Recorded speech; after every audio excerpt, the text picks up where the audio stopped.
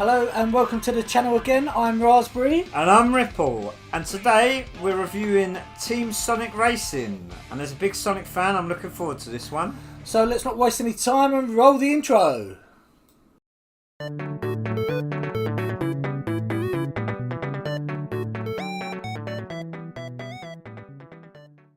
Got them T's and cross them I's, baby. Right, let's dive straight in. Team Sonic Racing. Let's dive straight into the particulars. It's developed by Sumo Digital and published by Sega, or Sega, however you'd like to pronounce it. It's been around for years. I always call it Sega, but I call it Sega wrongly.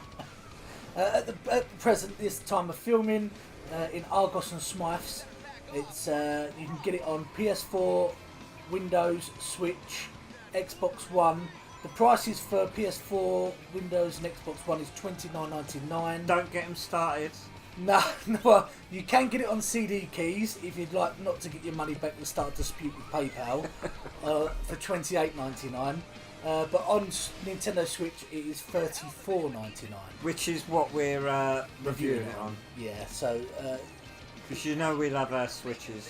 yeah, I must admit I do like a good old Switch game. A quote that obviously I see earlier that I will obviously say to you. Someone quoted obviously Team Sonic Racing. It's like Mario Kart, but for cool people. I don't agree with it. Even though it may look on the image of the same as Mario Kart, it's not. And I'm going to warn you, right, whatever I give this at the end of the video, I'm a huge Sonic fan, so I'm going to have a little bit of bias in me, so just take a point off whatever you I can give either it. take a point off or just listen to what I say. Don't listen to what he says.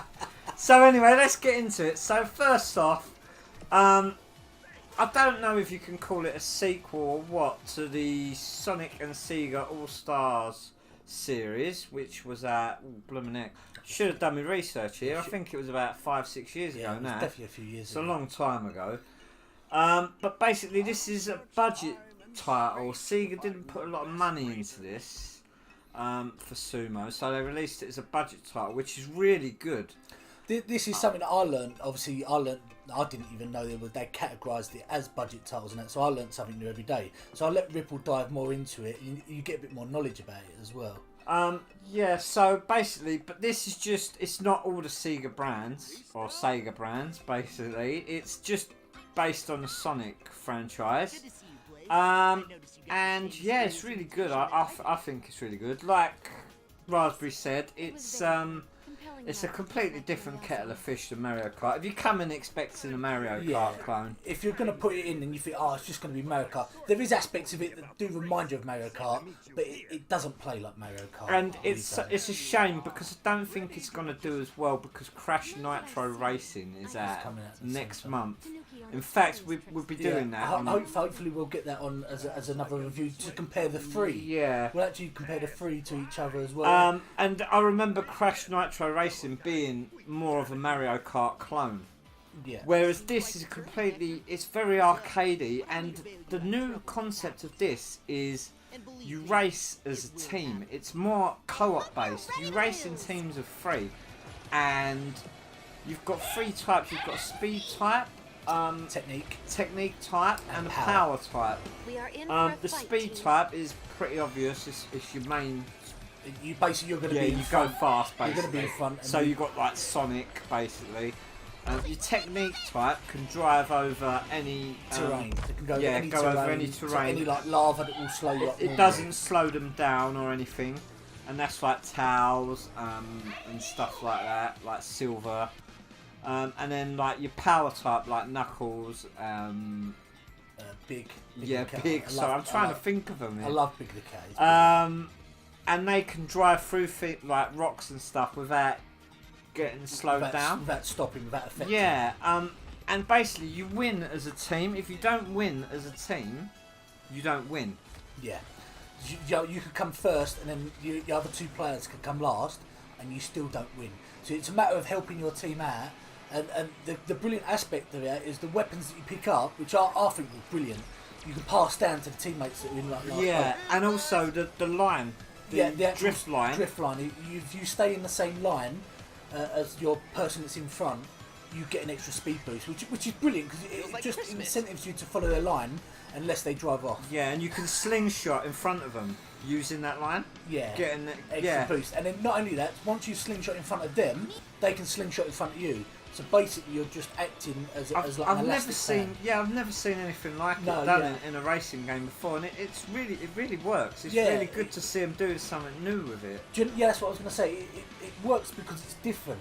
Yeah, and it's not the same old. As you can see, we did some split screen, and we also did some free player footage.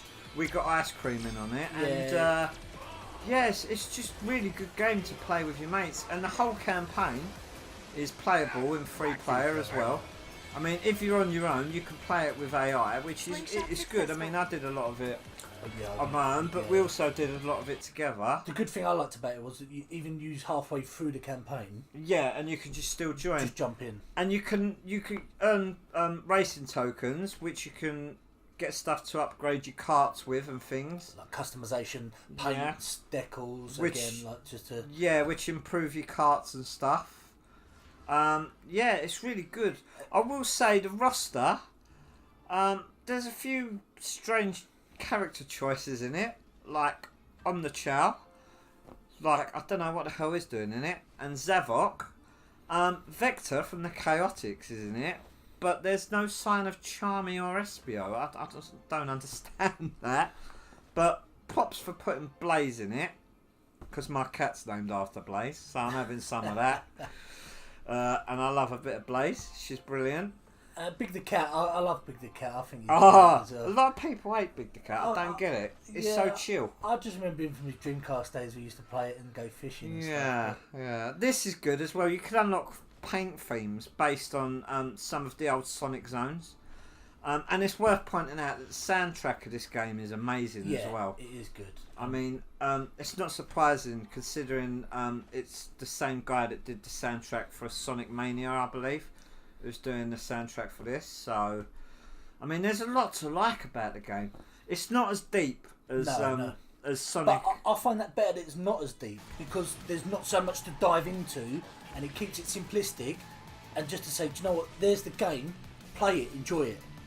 Yeah. Rather than going, I'll customise this too much. Then what I was going to say was though, like, if you're coming from the previous entry, like Sonic and Sega All Stars Transform, expecting this to be a sequel, it's not as deep as the previous entry because obviously it's not. There's not enough money gone into it that went into that. I don't think, but. Saying that, it's a brilliant game on its own standing. Yeah, for the price, I think. That's not to say that it's perfect because it's not. I mean, I found a lot of the challenges to be really annoying. Yeah, like really hard. A bit too over hard. Like going through the star posts and collecting a certain amount of rings on the tracks. I didn't really like the challenges. Like slalom where you have to stay close to the slalom and stuff. But I'm like sure that. the more you play it, the more you get responsive to certain technique. Like maybe a different character you're using for the technique that you're not used to as well. Yeah. So, final thoughts, Raz? Final thoughts. I think it's a good, solid all-round game. I'm going to give it a 7 out of 10. Okay. Yeah, that's not bad. I think that I agree with that, but I'm going to give it an 8 out of 10. As a Sonic fan, you could take a 1 off that if you think I'm being biased. I just think as a Sonic fan, you get extra out of it because of the tracks, the characters, the soundtrack. There's a lot to like in it. It's more life enjoyment for you. Yeah, there's more enjoyment out of it. I think as a fan, you get a lot more out of it. I must agree with that. If it was something I really enjoyed, I'd probably give it an extra. Yeah. Like if I was really into it. But obviously, if anyone thinks I'm being biased, sod ya. That's the polite way. Anyway, guys, thanks for watching. Yep, thank you very much, and please like, share, and subscribe, and take care. Keep an eye out for the next one.